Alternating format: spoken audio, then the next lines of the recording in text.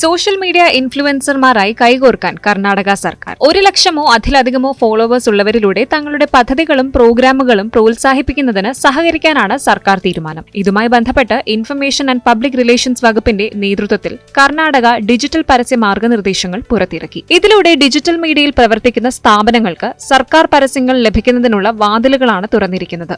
ഫോളോവേഴ്സിന്റെ എണ്ണത്തിനനുസരിച്ച് social media ഇൻഫ്ലുവൻസർമാരെ 3 തരം തിരിച്ചിട്ടുണ്ട്.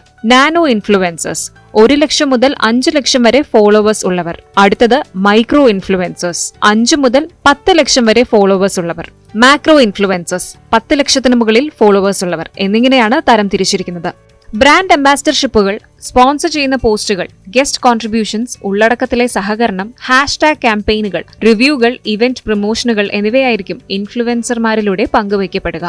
മതിയായ യോഗ്യതയുള്ള ഡിജിറ്റൽ മീഡിയ സ്ഥാപനങ്ങളും ഇൻഫ്ലുവൻസർമാരും DIPR രജിസ്റ്റർ ചെയ്തിരിക്കണം. യൂട്യൂബ്, ഫേസ്ബുക്ക്, ഇൻസ്റ്റഗ്രാം പോലുള്ള വീഡിയോ സ്ട്രീമിംഗ് പ്ലാറ്റ്ഫോമുകൾ, ഗൂഗിൾ പോലുള്ള സെർച്ച് എഞ്ചിനുകൾ, X, Facebook, Instagram, LinkedIn, WhatsApp തുടങ്ങിയ സോഷ്യൽ മീഡിയ പ്ലാറ്റ്ഫോമുകൾക്കും സർക്കാരുമായി സഹകരിക്കാവുന്നതാണ്. നെറ്റ്ഫ്ലിക്സ്, ആമസോൺ പ്രൈം തുടങ്ങിയ OTT പ്ലാറ്റ്ഫോമുകൾ, പേടിഎം, ഫോൺപേ, GPay തുടങ്ങിയ ഫിൻടെക് പ്ലാറ്റ്ഫോമുകൾ, ആപ്പ് ഡൗൺലോഡ് പ്ലാറ്റ്ഫോമുകൾ എന്നിവയ്ക്കും സർക്കാരുമായി സഹകരിക്കാവുന്നതാണ്.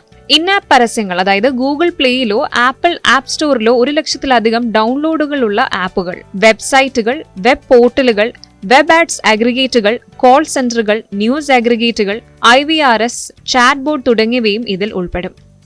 പരമ്പരാഗത മാധ്യമങ്ങളെ മറികടന്ന് ഡിജിറ്റൽ പരസ്യങ്ങൾ. ഇന്റർനെറ്റിൽ വൈദഗ്ധ്യമുള്ള പൊതുജനങ്ങളുമായി സർക്കാർ പദ്ധതികൾ പങ്കിടുന്നതിന് ഡിജിറ്റൽ പരസ്യങ്ങൾ പ്രയോജനപ്പെടുത്താനാണ് DIPR പദ്ധതിയിടുന്നത്. പരമ്പരാഗത മാധ്യമങ്ങളുടെ നിലവിലുള്ള പരസ്യനയം ഡിജിറ്റൽ പരസ്യങ്ങൾ കൈകാര്യം ചെയ്യുന്നതിൽ അപര്യാപ്തമാണെന്ന് അവർ പത്രക്കുറിപ്പിൽ വ്യക്തമാക്കി.